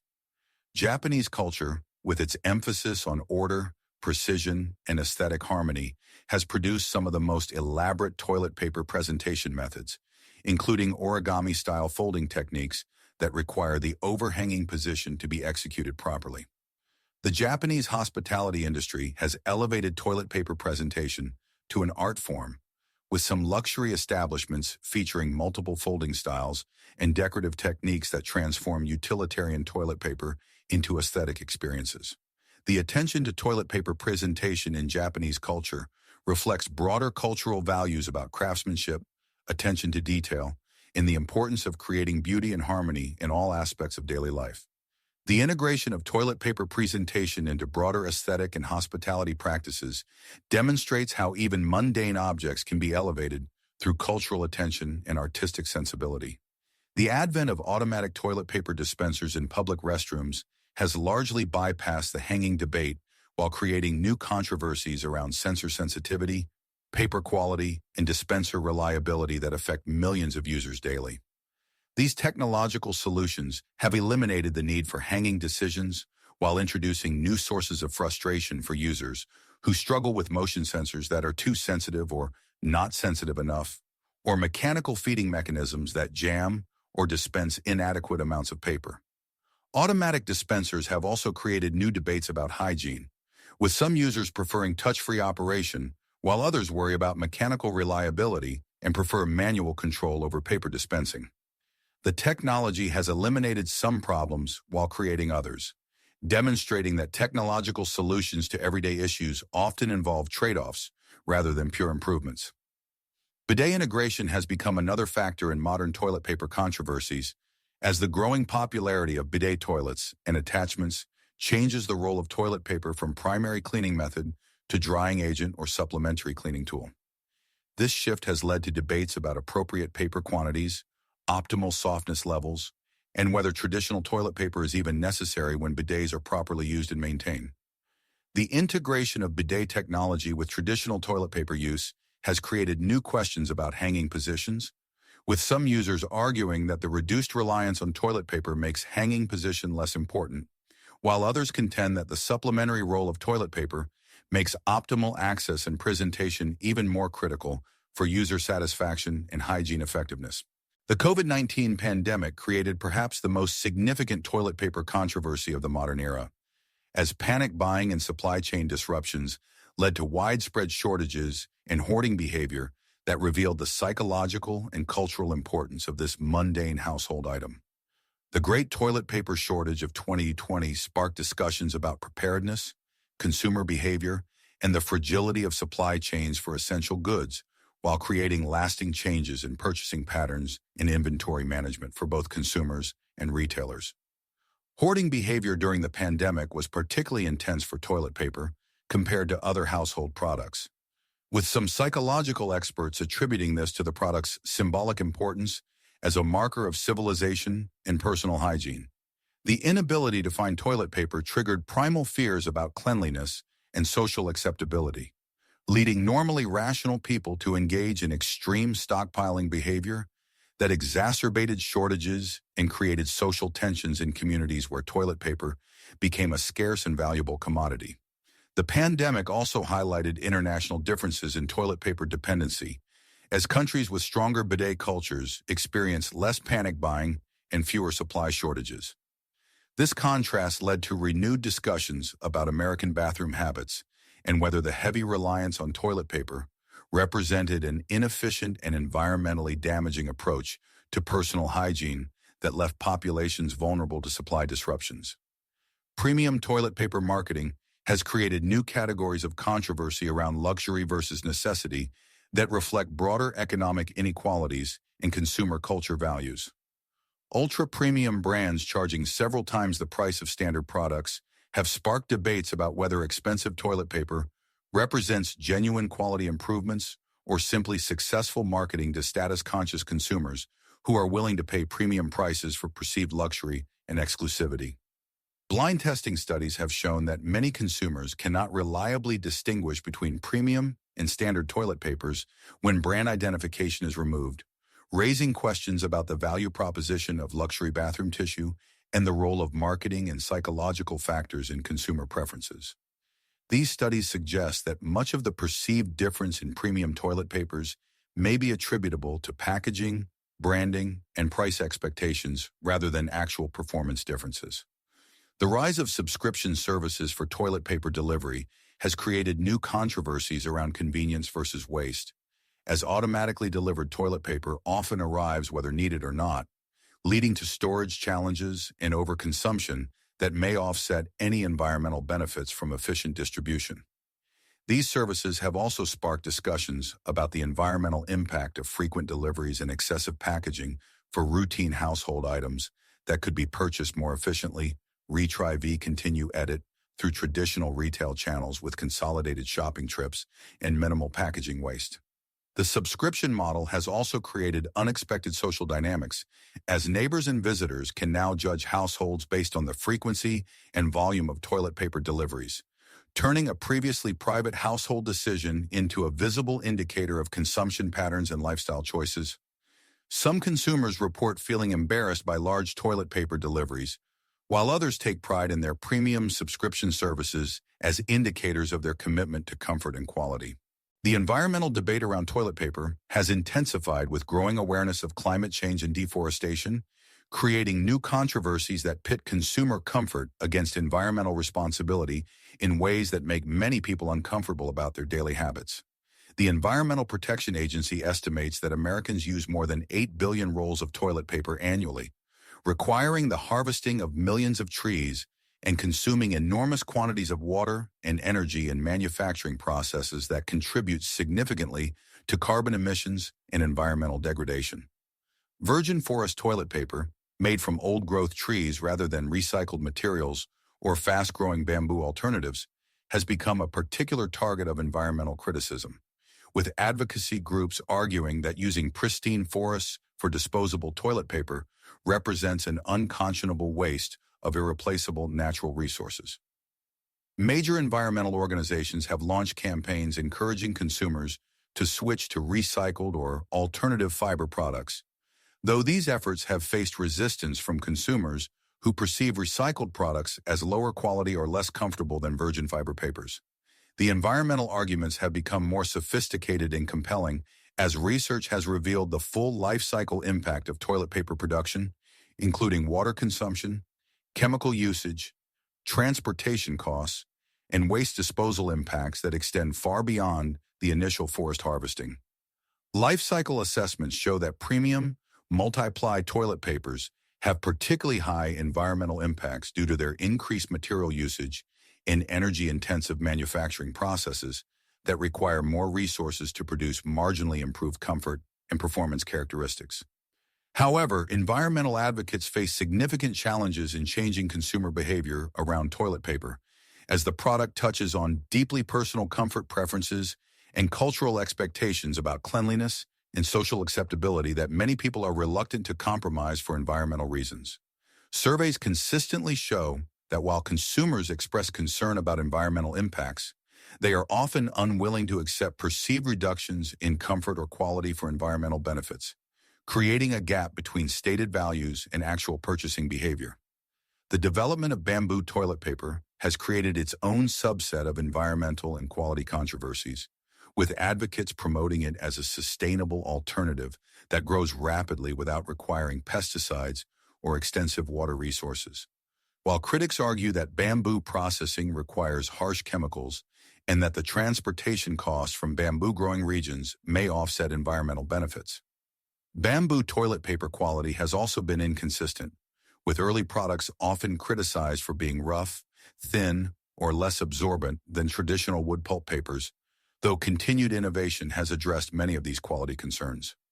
Marketing of bamboo products has sometimes made environmental claims that are difficult to verify or may be misleading, leading to accusations of greenwashing that exploit consumer environmental concerns without delivering genuine sustainability benefits.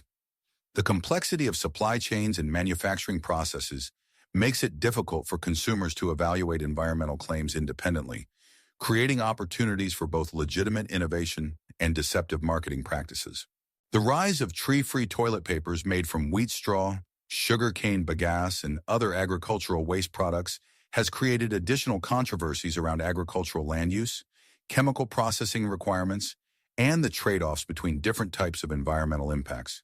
While these products avoid deforestation concerns, they may require extensive chemical processing or create competition for agricultural resources that could be used for food production or other essential purposes. Supply chain transparency has become an increasingly important issue in toilet paper manufacturing, with consumers demanding more information about the sources of raw materials, manufacturing processes, and labor conditions throughout the production chain. Some manufacturers have responded by providing detailed information about their supply chains and sustainability practices, while others have been criticized for opacity and lack of transparency about their environmental and social impacts. The COVID-19 pandemic also revealed the vulnerability of global toilet paper supply chains, with production concentrated in a few geographic regions and dependent on complex logistics networks that prove fragile during periods of high demand and transportation disruptions.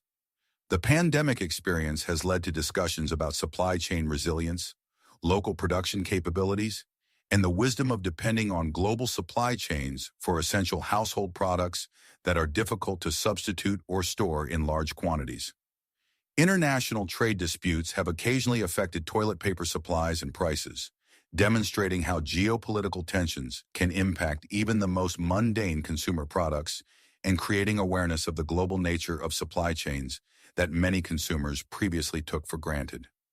Tariffs and trade restrictions on paper products have sometimes led to price increases or quality changes that affected consumer choices and highlighted the international dimensions of domestic toilet paper markets. The rise of smart toilets and bathroom technology has created new controversies around the role of toilet paper in high-tech bathroom environments, with some arguing that advanced bidet systems and air drying capabilities make toilet paper obsolete, while others contend that paper remains necessary for optimal hygiene and user comfort even with advanced bathroom technology. These debates reflect broader tensions between technological innovation and traditional practices, as well as questions about the appropriate role of technology in intimate personal care activities. Smart toilet manufacturers have sometimes oversold the capabilities of their products, claiming to eliminate the need for toilet paper entirely while failing to deliver on these promises in real-world usage conditions. Consumer experiences with smart toilets have been mixed, with some users embracing the technology while others return to traditional toilet paper due to reliability concerns, comfort preferences, or skepticism about the hygiene effectiveness of automated cleaning systems. The integration of smartphone apps and digital controls into bathroom fixtures has also raised privacy concerns, as some smart toilet systems collect data about user habits and bathroom usage patterns that could be considered sensitive personal information. The potential for this data to be shared with manufacturers, advertisers, or government agencies has created new debates about privacy rights and the appropriate boundaries of digital surveillance in private spaces. Workplace toilet paper policies have become a source of significant controversy in many organizations, with employees frequently complaining about paper quality, availability, and dispenser functionality, while managers struggle to balance cost control with employee satisfaction and productivity concerns. The quality of workplace toilet paper has become a symbol of employer attitudes toward employee welfare, with companies that provide premium toilet paper often viewed as more caring and employee-focused than those that choose budget options. Labor unions have occasionally included toilet paper quality and availability in contract negotiations, arguing that adequate bathroom facilities and supplies are essential working conditions that affect employee dignity and comfort. These negotiations have sometimes revealed significant disparities between executive bathroom facilities and those provided for general employees, highlighting broader issues of workplace inequality and resource allocation that extend beyond bathroom supplies to encompass fundamental questions about worker treatment and respect. The transition to open office designs and shared workplace facilities has also changed toilet paper dynamics, as employees from different departments and hierarchical levels now share bathroom facilities and may have different expectations about appropriate paper quality and usage norms.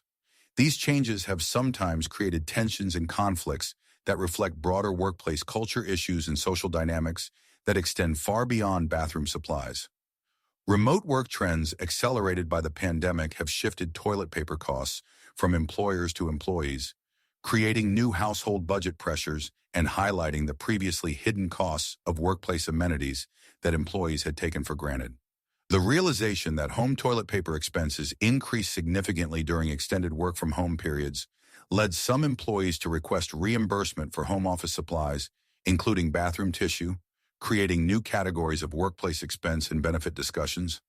Educational institutions have faced their own toilet paper controversies, with chronic underfunding leading to poor quality or inadequate supplies that affect student comfort and school climate, while budget constraints limit administrators' ability to improve bathroom conditions.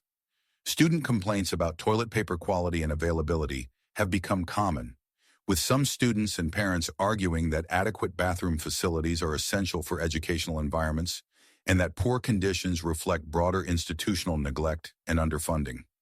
School bathroom conditions, including toilet paper quality and availability, have been linked to attendance patterns and academic performance, with students avoiding school bathrooms due to poor conditions and inadequate supplies. These avoidance behaviors can lead to health problems and educational disruptions that extend beyond immediate comfort concerns to affect academic outcomes and student well-being in ways that administrators are only beginning to recognize and address. The gendered aspects of toilet paper usage and preferences have also generated controversy, with research showing that women use significantly more toilet paper than men due to biological differences in different hygiene practices. Yet bathroom facilities and supplies are often designed and allocated without considering these usage differences. This disparity has led to discussions about gender equity in facility planning and resource allocation that extend beyond toilet paper to encompass broader questions about how public and workplace facilities accommodate different needs and usage patterns. Women's advocacy groups have argued that equal access to bathroom facilities requires recognizing different resource needs and usage patterns, not just providing identical facilities and supplies for all users. These arguments have influenced facility design and resource allocation decisions in some organizations, though implementation remains inconsistent and often depends on the awareness and commitment of individual administrators and decision-makers. The rise of gender-neutral bathrooms has created new considerations for toilet paper provisioning, as these facilities serve users with different physiological needs and usage patterns while requiring supply planning that accommodates diverse requirements without creating waste or shortages. The design and management of gender-neutral facilities has highlighted the complexity of seemingly simple decisions about supplies and amenities that were previously managed through separate facilities with different resource allocations. Aging population demographics have also influenced toilet paper controversies, as older adults may have different preferences, needs, and physical capabilities that affect their toilet paper choices and usage patterns. Arthritis and other age-related conditions can make it difficult to handle thin or low-quality papers, leading to preferences for thicker, stronger products that may be more expensive, but provide better functionality for users with limited dexterity or strength. Senior living facilities and healthcare institutions have developed specialized toilet paper procurement policies that balance cost considerations with the specific needs of elderly residents, often choosing products that prioritize functionality and ease of use over cost savings. These decisions reflect growing recognition that seemingly minor comfort and convenience factors can significantly impact quality of life and dignity for vulnerable populations who may spend significant portions of their time in institutional settings.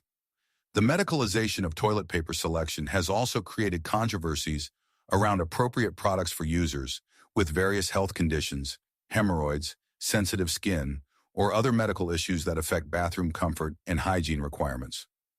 Medical professionals sometimes make specific recommendations about toilet paper types and brands, though insurance systems rarely cover these products even when they are medically necessary for patient comfort and health maintenance.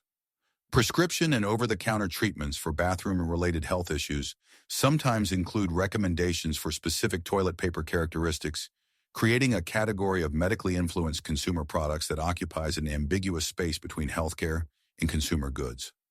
The lack of clear medical guidance or insurance coverage for medically appropriate toilet paper has created additional financial burdens for patients dealing with chronic health conditions that affect their bathroom needs and comfort requirements.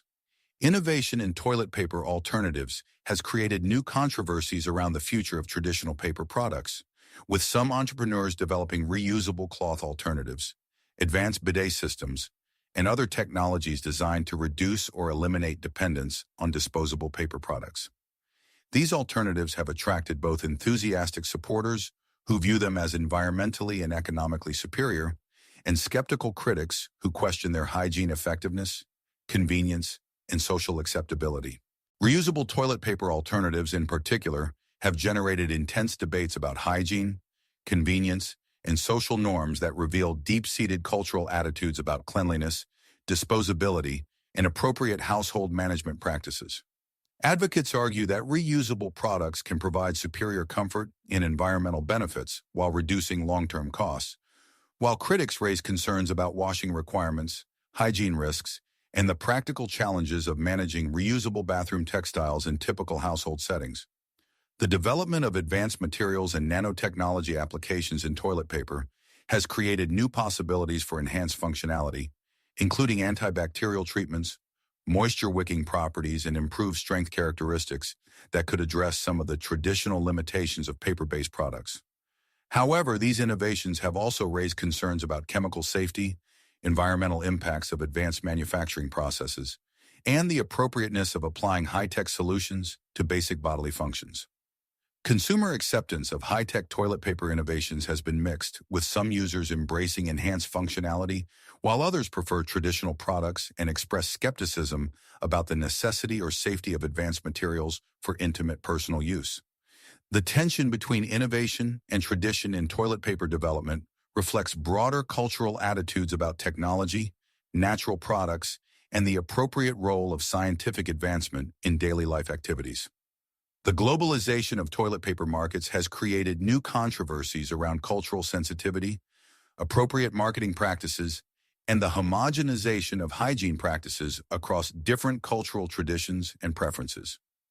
Multinational corporations entering new markets must navigate complex cultural attitudes about bathroom practices, product presentation, and appropriate advertising approaches, while adapting their products to local preferences and regulatory requirements. Cultural conflicts have emerged around toilet paper marketing and availability in regions where water-based cleansing is traditional, with some viewing the promotion of paper-based methods as cultural imperialism or inappropriate interference with established hygiene practices. These tensions reflect broader questions about globalization, cultural preservation, and the appropriateness of promoting Western consumer products in regions with different traditions and values. The economic development implications of toilet paper adoption have also generated controversy, with some arguing that the shift from traditional to commercial hygiene products represents positive modernization and improved living standards, while others contend that it creates unnecessary dependency on global supply chains and diverts household resources from more essential needs like education, healthcare, or nutrition. The role of toilet paper in economic development strategies has been debated by international development organizations, with some viewing improved sanitation infrastructure and hygiene products as essential for public health and economic progress, while others argue that promoting expensive consumer products may not be the most effective use of limited resources in developing regions, where basic needs like clean water and adequate nutrition remain unmet. As we conclude this extensive exploration of toilet paper controversies, it becomes clear that this seemingly mundane household product has served as a canvas for some of the most fundamental debates about human nature, cultural values, environmental responsibility, technological innovation, and social justice that define our modern world. The intensity and persistence of these debates reveal that toilet paper is far more than a simple consumer product. It is a lens through which we can examine our relationships with nature, technology, tradition, and each other in ways that illuminate both our individual psychology and our collective social dynamics. The evolution from ancient hygiene practices to modern toilet paper controversies demonstrates humanity's remarkable capacity for finding meaning and significance in even the most basic aspects of daily life, while also revealing how technological innovation and cultural change interact in complex ways that are often unpredictable and occasionally counterproductive. The debates surrounding toilet paper will undoubtedly continue to evolve as new technologies, environmental pressures, and cultural values shape our expectations and preferences around this essential household item that connects us all through the shared experience of being human.